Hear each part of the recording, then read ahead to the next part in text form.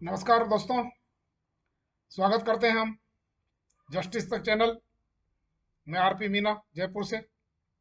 आशा है आप सभी खैरियत में होंगे। मित्रों, कई जो ये वीडियो जो है हम सिविल सर्विसेज के एस्पिरेंट्स के लिए समर्पित करेंगे, क्योंकि हम खुद सिविल सर्वेंट रह चुके हैं। मित्रों, कई लोग कहते हैं कि कभी हमसे प्रीलिम्स पास नहीं होता है, कभी मेंस पास नहीं होता है, और हम अंत में जाकर के और निराश हो जाते हैं और हताश हो जाते हैं। देखिए मित्रों, ये आप स्वयं ही हैं जो अपने आप को हताशा के गर्त से निकाल करके और बाहर ला सकते हैं। कोई दूसरा या तीसरा आपकी यहाँ पर किसी प्रकार की कोई मदद नहीं कर सकता है।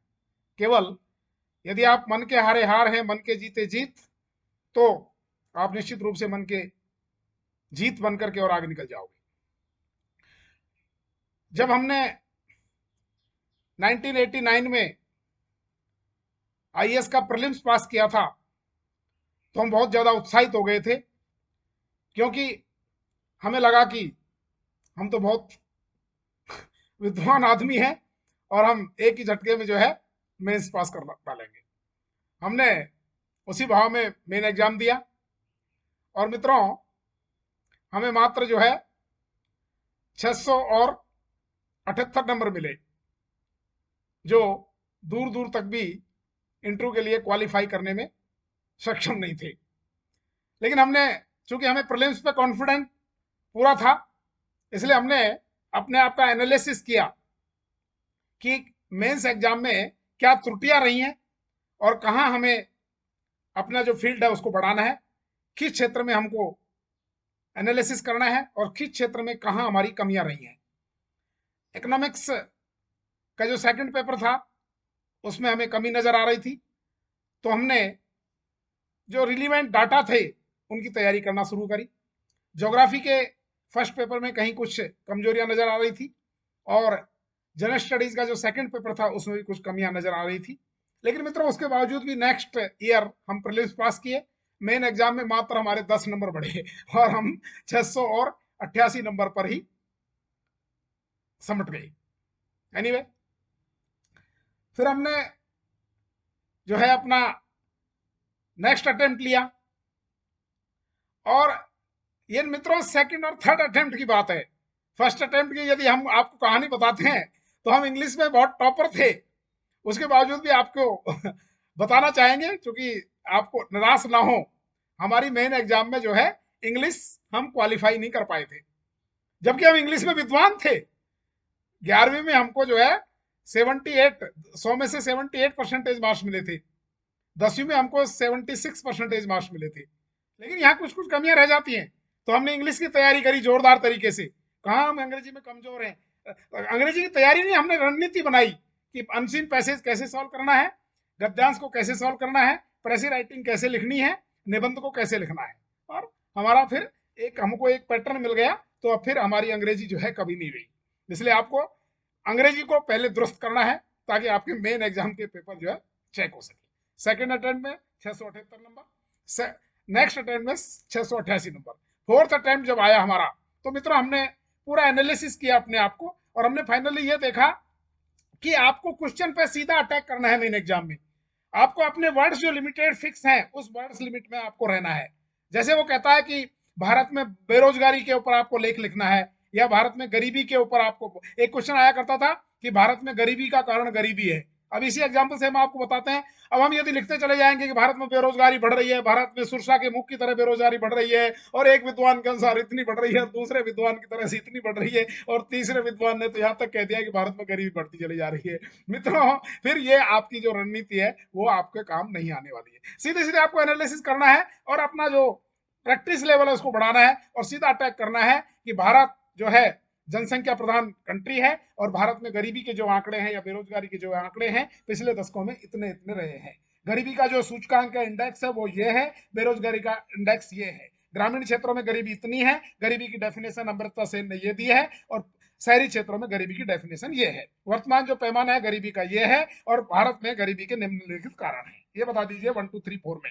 उसके बाद में सरकार ने क्या क्या योजनाएं गरीबी के ऊपर चला रखी हैं और उन योजनाओं से आप कहां तक सहमत हैं। और भारत जो है ट्रिकल डाउन अप्रोच की जो थ्योरी हुआ करती थी कि हम जो है विकास के साथ साथ बाकी चीजें हम निपट लेंगे, ये थ्योरी हमारी कुल मिलाकर के और फेल हो गई है। इसलिए हमको गरीबी के ऊपर विशेष अभियान और विशेष प्रोग्राम चलाने पड़े। इस तरह के अपने आंसर को लिख करके और फिर कुछ सरकारी नीति जिनसे आप असहमत हो उनकी आलोचना कीजिए, और जो सरकारी नीतियां जो ठीक ठाक है उनकी आप तारीफ करिए, और फिर अपने सजेशन दीजिए कि मेरे अनुसार भारत में इन इन उपायों को और अपनाया जाना चाहिए, तो गरीबी का जो संकट है या बेरोजगारी का जो संकट है वो पूरी तरह से दूर हो जाएगा। यार अपने आंसर को इस तरह से एक पैरा में लास्ट में कंक्लूड कर दीजिएगा बस।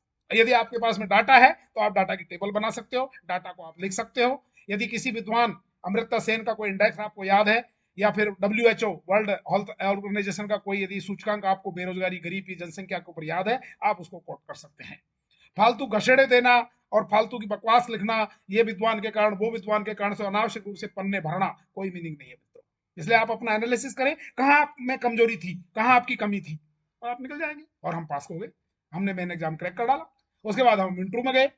इंटरव्यू में यदि हम बाय द वे हम तो सक्सेस हो गए थे और हमारा सिलेक्शन भी हो गया था 92 एग्जाम में IAS में। लेकिन यदि सपोज करो किसी के मार्क्स कम आते हैं, हमें तो बाय द वे इंटरव्यू में भी अच्छे मार्क्स आए थे, क्योंकि हम कई बार क्या होता है कि आप स्कूल लेवल पर आप डिबेट लिखते आए हैं, ऐसे लिखते आए हैं, आपकी पर्सनालिटी बहुत अच्छी है, आप बोलते भी बहुत अच्छे हैं, लेकिन मार्क्स कई बार वहां पर आपको 150 मिल पाते हैं, 125 मिल पाते हैं। तो इससे निराश मत होइए कि मैं तो बहुत अच्छा डिबेटर था। जैसे मेरी खुद की इंग्लिश के बारे में मैंने आपको बताया, इंग्लिश में अच्छा होने के बावजूद भी कई बार ऐसा हो जाता है, क्योंकि हम क्वेश्चन पैटर्न को समझ नहीं पाते हैं, पैटर्न को समझ नहीं पाते हैं। एक बार तो एक एग्जाम में तो मेरा ऐसा हुआ कि पन्ना चिपक गया मेरा और मैं क्वेश्चन छोड़ के चला आया।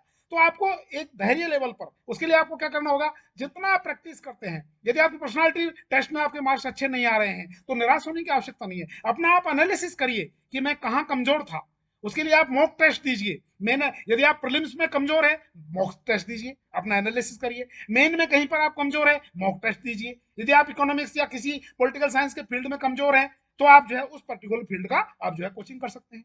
इंटरव्यू में यदि आपका पर्सनालिटी टेस्ट ठीक नहीं हो रहा है तो आप मॉक दीजिए, 10-15 मॉक दीजिए, शीशे के सामने बैठ जाइए और अपना खुद का एनालिसिस करिए, आत्म मंथन करिए, अपना बॉडी लैंग्वेज देखिए, आपके हाथ कहाँ जा रहे हैं, आपका कंधा कहाँ जा रहा है, आपकी शर्ट कैसी दिख रही है, आपके आंखों के हाव भाव क्या है, और आप किस प्रकार से अपने आप को पेश कर रहे हैं।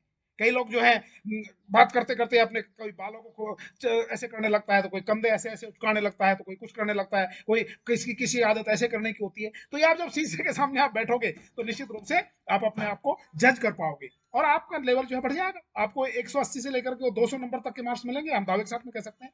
तो आपका एनालिसिस आपको खुद को करना है, हमारे लेक्चर को सुनना है, ज्ञान अपना बढ़ाना है। और अगर कहीं लोग कहते हैं कि ये यार उस आदमी से मुझे इतना ज्ञान मिलता, उससे इतना ज्ञान मिलता, उससे इतना ज्ञान मिलता, नहीं, कोई विवेकानंद ढूंढने की जरूरत नहीं है, कोई रामदेव ढूंढने की जरूरत नहीं है। अपना मंथन आप खुद करें, सेल्फ एनालिसिस करें। कोई जरूरी नहीं है कि आपको किसी बड़ी इंस्टीट्यूट में जाकर के और अपना जो है पैसा वेस्ट करना है। अपना एनालिसिस आप खुद कर सकते हैं, मॉक टेस्ट दीजिए, चेक करिए। पूरी टेक्स्ट बुक को पढ़ने की भी आवश्यकता नहीं है, एक बार बेसिक पढ़ लीजिएगा और उसके बाद में आप जो है अपने नोट्स बनाइएगा, नोट्स बना करके दोहराइए उनको। ये प्रीलिम्स के साथ करिए, ये मेन के साथ में करिए, और यही इंटरव्यू के लिए करिए। अखबार पढ़िए, एनालिसिस करिए, अपने आप से डिबेट करिए शीशे के सामने बैठ करके, यू विल गेट थ्रू। ये हमारा हमारा संकल्प है, दृढ़ संकल्प है। इसलिए यूपीएससी के एस्पिरेंट्स निराश ना हो। 1 2 3 4 चांस ले सकते हैं आप, 5 6 भी ले सकते हैं अगर आपके पास में बचते हैं तो, लेकिन कभी निराश नहीं होना है। ये नहीं कि मेरा तो एक चांस में सिलेक्शन नहीं हुआ, नहीं, ऐसा नहीं है।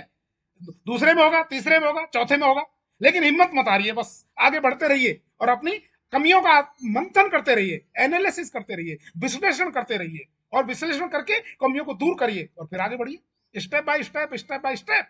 Thank you very much. हमारी वीडियो को लाइक करिए, शेयर करें, और उम्मीद करते हैं कि यूपीएससी के एस्पिरेंट्स इससे डेफिनेटली लाभान्वित होंगे। Have a nice day, bye bye, see you very soon with a new idea of preparing in the of the civil services. Thank you.